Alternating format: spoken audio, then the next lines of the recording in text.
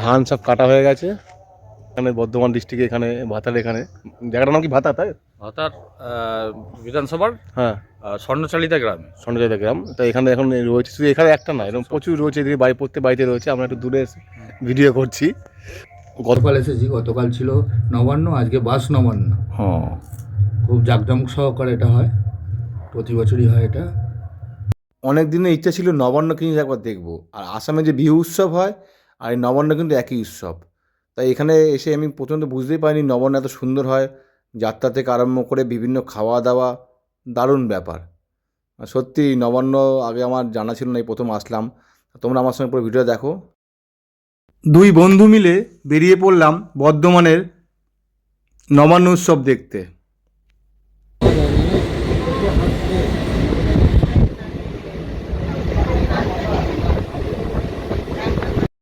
ধানের জমির বুক চিরে আমাদের ট্রেন চলল বর্ধমানের দিকে। বর্ধমানের ট্রেন থেকে নেমে বাইরে বেরিয়ে আমরা এখন যাব নবাবহাট বাস স্ট্যান্ড। বাসে করে চললাম নবাবহাট বাস স্ট্যান্ডে, মাত্র ভাড়া 10 টাকা।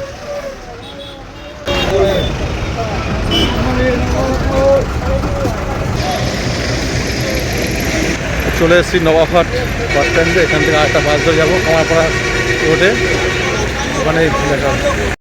এই নবাবহাট বাস স্ট্যান্ডে বাসের মধ্যে একটা মজার জিনিস দেখলাম, যে এখনও লোকে গামছা মাফলার দিয়ে জায়গা রেখেছে, যেটা ছোটোবেলা দেখতাম আমরা। মোটামুটি বাস পেয়ে গেছি, এই বাসে যাবো। 3:25 বাসটা ছাড়বে, ওখানে কখন পৌঁছাবো কে জানে। মোটামুটি নির্ধারিত সময় 3:25 আমাদের বাস ছেড়ে দিল বাস স্ট্যান্ড থেকে।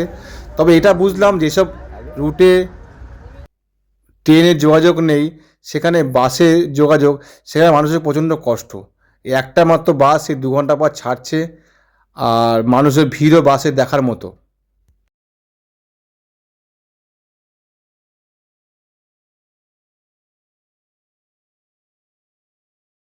বাস থেকে নামলাম। জায়গাটার নাম কি ভাই? স্বর্ণচালিতা, এটা বর্ধমানে ভাতার জায়গা, ভাতার বিধানসভা। যাবো এখন, দেখবো কি কি নবান্ন উৎসব ধান দেখলাম, ধানের জমি, ধান সব কেটে ফেলে রেখে দিয়েছে। আমাদের দিকে নবান্ন এখন হয় না বললেই চলে, এখানে দেখবো এখন, চলো দেখি। নবান্ন উৎসব মানে আমার ধারণা ছিল সাধারণত গ্রামের বাড়িতে পুজো হয়, আলপনা হয়, কিন্তু এরকম যে প্যান্ডেল করে ঠাকুর এনে পুজো করা হয় সেটা আমার আইডিয়া ছিল না। এই প্রথম দেখলাম নবান্ন উৎসবের ঠাকুর। মনে হলো যে এটা অন্নপূর্ণা ঠাকুরকেই পুজো করছে এরা, যেহেতু অন্নপূর্ণার সঙ্গে ধানের একটা মিল আছে। তাই আমি প্রথমে ওই বাড়িতে যাওয়ার আগে ঠাকুরের প্যান্ডেলটা ভালো করে দেখলাম। এখানে 4-5টা পুজো হয়। এই আর একটা ঠাকুর দিকে চলে এসেছি, গ্রামেরই পুজো। এই অ্যাকচুয়ালি এটা অন্নপূর্ণা পূজা কি ধরা হয়, অন্নপূর্ণা মা শিব রয়েছে।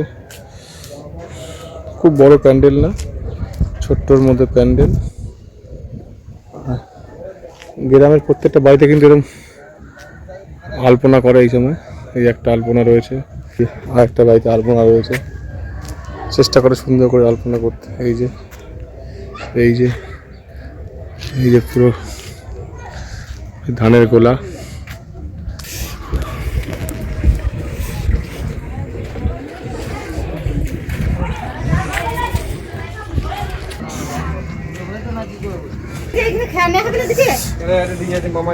আমি ডাকছি, চল চল চল বাবু। এখান থেকে বাইকে করে চললাম আমরা বন্ধু রিলেটিভের বাড়িতে। বেশি দিনের সামনে যে এখানে রাত্রেবেলা যাত্রা হবে নবান্ন উৎসব উপলক্ষে, রাত্রে যাত্রা দেখতে আসবো আমরা। এবার চলে যাচ্ছি বাড়িতে পৌঁছে। ঠাকুর ঠাকুর ঠাকুর কোথায়? সেই সকালে বাড়ি থেকে বেরিয়েছি, আমাদের প্রচণ্ড খিদে পেয়ে গেছিলো। সঙ্গে সঙ্গে আমাদের খেতে বসে দিল। আমাদের যে 9 রকম ভাজা, ডাল, আর সঙ্গে ছিল শুক্তো দিয়েছিল, ফুলকপি, আর একটা সবজি রয়েছে, মাছ রয়েছে, এবার টক আছে বলছে, তারপরে পায়েস আছে বলছে। অমিত, সব বাড়িতে হয় এগুলো? হ্যাঁ, নবান্ন প্রত্যেক বাড়িতে বর্ধমান ডিস্ট্রিক্টে নবান্নটা বিখ্যাত আর কি, তাই না? হ্যাঁ। যে খাচ্ছি, ওটা খেতে নেব নে খেয়ে দিয়ে একটু রেস্ট করে আবার বেরিয়ে গেলাম পাড়াটা ঘুরতে, গ্রামটা ঘুরতে। গ্রামে একটা পুজো মণ্ডপে চলে এসেছি। আর নবান্ন মানে রকম ভাজা করবেই। তোমাদের আগেই বলেছি নবান্ন মানে এখানে অন্নপূর্ণা পুজো দেওয়া হয়। দেখো শিব রয়েছে, পার্বতী রয়েছে। এইবার ঠাকুরটা দেখে নিলাম।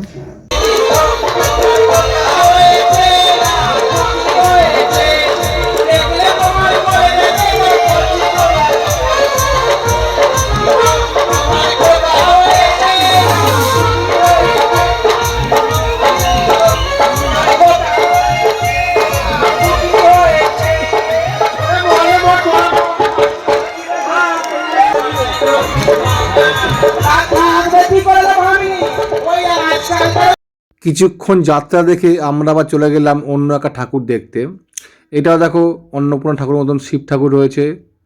তা এখানে বলি যে পুজোগুলো কোনো মণ্ডপগুলো খুব আহামরি বড় হয় না, ছোটোর মধ্যেই হয়, কিন্তু বেশ আমাদের সরস্বতী পুজোর মতন ওরকম ছোটো ছোটো প্যান্ডেল হয়, কিন্তু খুব মানুষের খুব মনে খুব আনন্দ।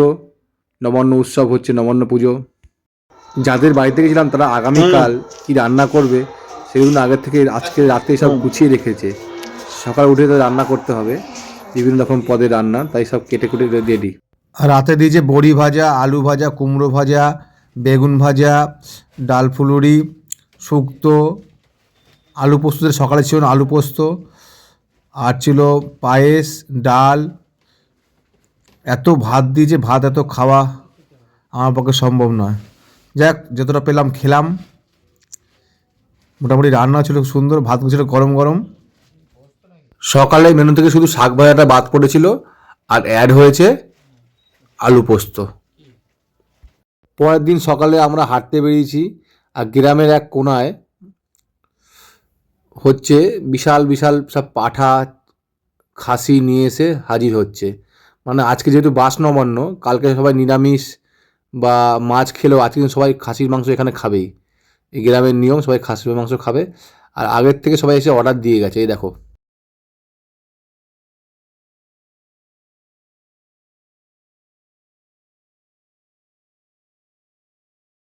সকালে বেরিয়ে দেখি যে চারদিকে শুধু ধানের গোলা।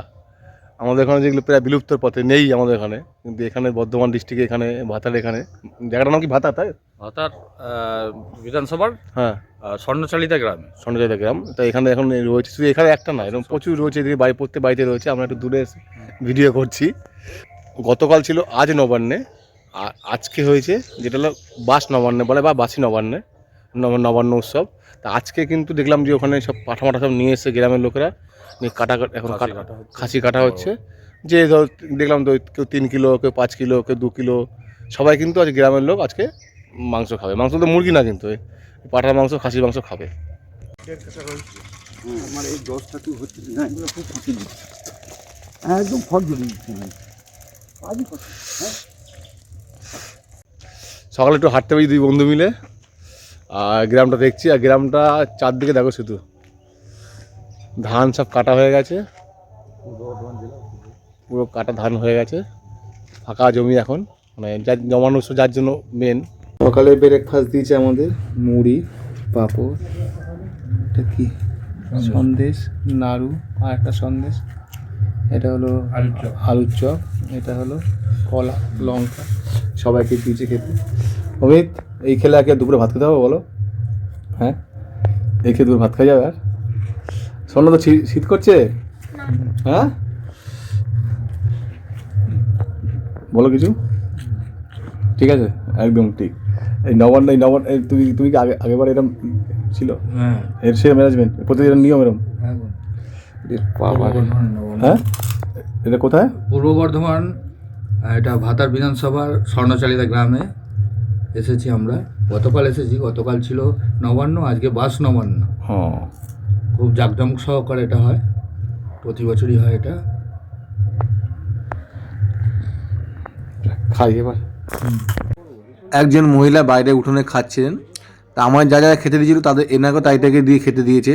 তা পরে জানতে পারলাম ইনি হলো একজন মহিলা, যিনি ইনার বাড়িতে সবসময় কাজ করে, তাই ওনার জন্য একই রকম ব্যবস্থা করেছে। আর এখন মাংস রান্না হচ্ছে। আমরা একটু গেলাম ঘুরতে, দুই বন্ধু যাদের বাড়িতে বেড়াতে এসেছিলাম তারা একটা গাড়ির ব্যবস্থা করে দিয়েছে। দুই বন্ধু ঘুরতে বেরোলাম আমরা গ্রামটা দেখতে। দারুণ লাগছে, ফাঁকা রাস্তা, দুদিকে ধান জমি, বেশ ভালোই কাটলো আমাদের দিনটা আজকে। এখন যাচ্ছি, বাড়ি দিয়ে চলে যাচ্ছি আবার। আজকে দুপুরে দিয়েছে পালং শাক, আলু পোস্ত, বাঁধাকপি আর লাল লাল ঝাল ঝাল মাটন, চাটনি আর ছিল মিষ্টি। আমি যেটা বুঝলাম এই নবান্ন উৎসব মানে শুধু খাওয়া দাওয়াই।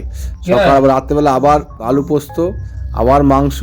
আর বন্ধু তো মাংস ভয়ে দূরে সরিয়ে রেখেছে, মাংস আলু পোস্ত ভাত খাবে, মানে এত খেয়ে আর খেতে পারছে না।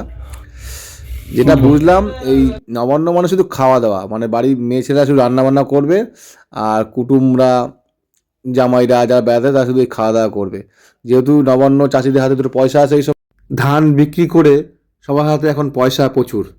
পুজো আনন্দ করে, গ্রামে যাত্রা হয়, অনুষ্ঠান হয়, সবাই আনন্দ ফুর্তি করে, ভালো বেশ। আমি জীবনে প্রথম আসলাম, খুব ভালো লাগলো। এটা আবার রেখেছে, কালকে যে রান্না হবে। আর আমাদের কাল ভোরবেলায় বেরিয়ে যাব, বাড়ি চলে আসবো। পরের দিন ভোরবেলা আমরা বাড়ি চলে যাচ্ছি। আমি নবান্ন উৎসব যেটা বুঝলাম সেটা হলো ধান বিক্রি করে মানুষের হাতে এই সময় প্রচুর পয়সা আসে, তাই এই সময় মানুষের ইষ্টি কুটুম জামাই সবাইকে নিমন্ত্রণ করে বাড়িতে সবাই খাওয়া দাওয়া করায়। মেন উৎসবটা হলো খাওয়া দাওয়া। মানে এখানকার গ্রামের ছেলেরা বলছে আমরা কালী পুজো দুর্গা পুজো বাড়িতে না আসলেও এই নবান্ন উৎসব বাড়িতে আসবোই। নবান্ন উৎসব সত্যি এখানে মানুষ খুব ধুমধাম করে পালন করা হয়। তোমাদের ওখানে নবান্ন উৎসব কেমন হয় আমাকে কমেন্ট করে জানিও। আমি কিছু ভুল থাকলে আমাকে শুধরে দিও। আবার দেখাবো অন্য কোনো ভিডিওতে।